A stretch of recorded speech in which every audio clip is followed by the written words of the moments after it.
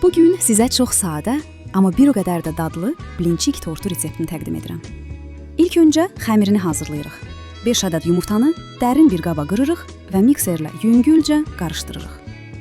Üzərinə 1 stəkan qatılaşdırılmış süd əlavə edirik.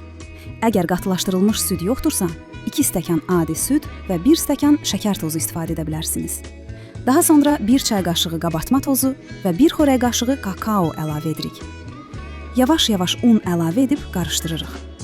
Məqsəd çox bərk olmayan, axıcı bir xəmir almaqdır.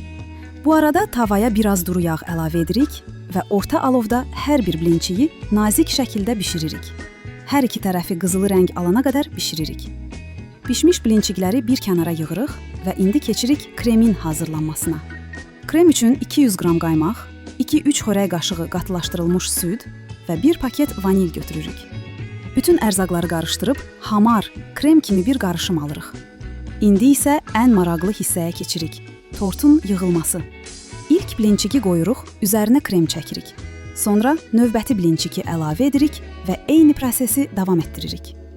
Aralarına zövqə görə doğranmış şokolad, qoz, banan və ya gilə meyvə də əlavə edə bilərsiniz.